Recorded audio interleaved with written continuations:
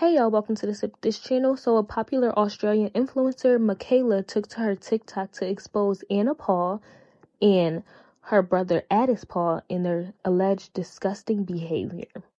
There's a lot of things wrong with Anna Paul. It's way easier to hate me for calling her out when she's wrong than accepting that the Anna you guys love and idolize so much never existed. You don't know her. You don't know her like I know her. You have never met her, and if you have, it's nothing more than a 5-second selfie. These people that watch her don't know the Anna that I know. They know the other Anna, the one she wears when the camera starts rolling.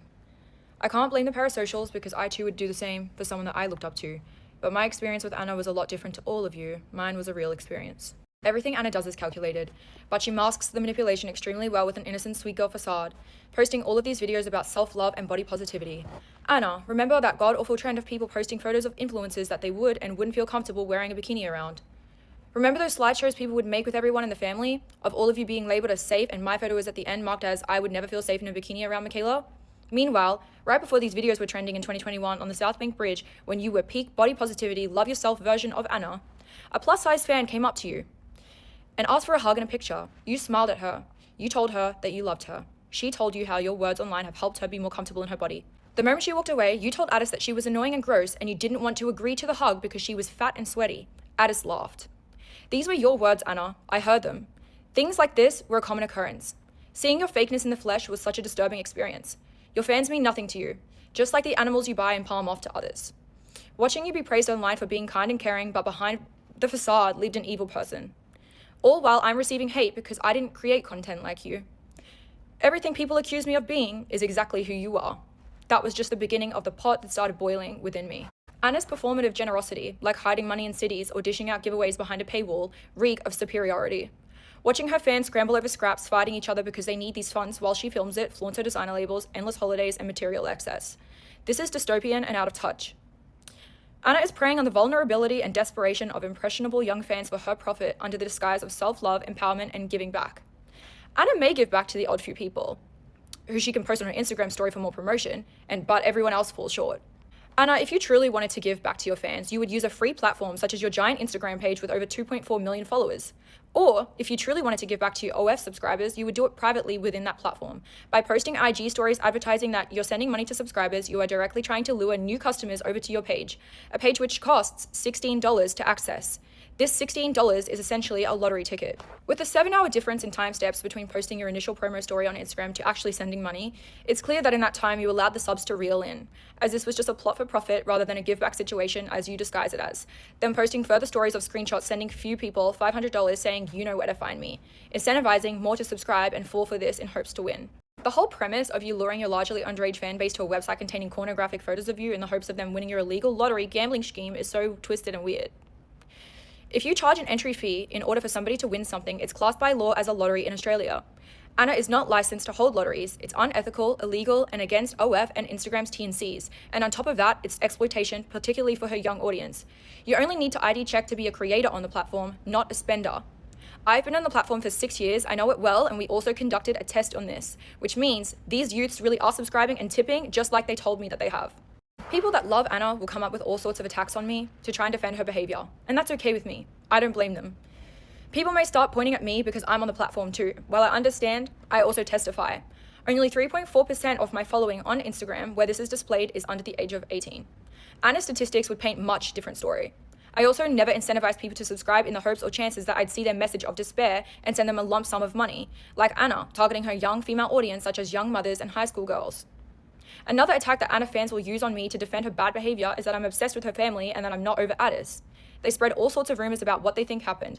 This rumor really bothers me and is not true in the slightest. Constantly being tied to such a horrible person and have lies told constantly about how you feel about them is horrible. You have only seen what I've allowed you to see. Anything after my first initial few videos I made, the rest were jokes for views and engagement. I broke up with him. It was my choice to never reconnect again. There was no contact from me to him during that entire time, despite his countless attempts to reach out to me. As I just said, it was exaggerated on my end for views because I know the content performed well, and it did. But I was well and truly over him months before we ended. I have never spoken truth to the internet because it isn't pretty. Everything I say going forward is the truth and will hold up in a court of law. Atis Paul has physically abused me multiple times when I tried to leave him. He would hurt himself and threaten his life to scare me into not leaving after he would hurt me. He would take large percentages, such as 50% of my income, to manage me, but in reality, there was no managing, and I personally think it was financial abuse. After we broke up, he took jewelry from my room, hacked into my bets accounts, withdrew money, and then deleted the accounts, thinking I wouldn't notice. When I caught him, he sent it back and played a fool. Then crypto went missing from my accounts, which he set up for me. I accused him, but had no proof, as crypto was anonymous, so I legally had to backtrack while also being manipulated by him and Anna over the phone. I have sent him just about $1 million for numerous work or investments he's done for me, and never saw anything from it.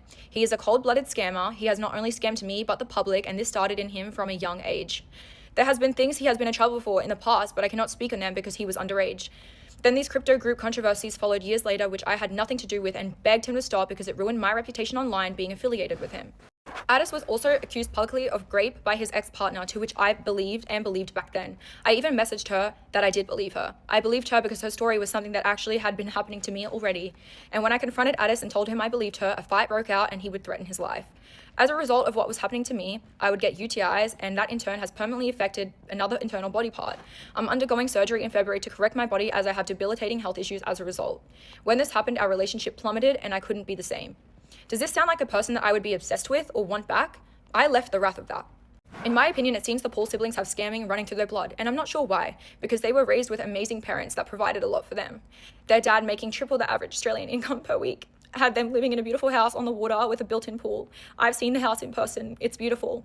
Being upper middle class is not being poor, Anna. Your exaggerated stories for the internet has always made your dad upset, and me, well, just angry.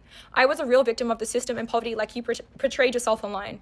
Remember that time when he called you out in the living room? He didn't understand why you would post such things, and he called them lies. But you need the story, faking your poverty, so people excuse your schemes and wealth and feel bad for you. Every calculated story serving such an important role in supporting the other lies. This web you're weaving to entrap these people's pity. I am posting this because it's unethical and I care about children and young adults being conned by her. My motive for posting this is not for my own gain, jealousy of Anna, or obsession with Atis. Posting this isn't giving me any other than jeopardy, and I'm not the ones in debt promoting cash grabs. I have my own 2 legs to stand on and would never be jealous of someone like her. I have been friends with Anna since I was 15 years old, going on 10 years now. Our other friends that we shared witnessed the real life Anna and said things over the years, but it's always drowned out by the rally of her brainwashed fans. Someone needs to do it, and I've been through it all, for years. I just genuinely don't care about what the internet has to say any more about me. I'm just going to speak the truth, and you guys can say whatever you want about it. If I had more time, I could tell you more stories in detail. Maybe, if Anna's fans don't bully me off the internet, you'd get some. Thank you so much for listening. That's it for this video. Make sure you like, comment your thoughts on this crazy situation and everything she had to say about Anna and her brother, and subscribe to the channel. Have a great day.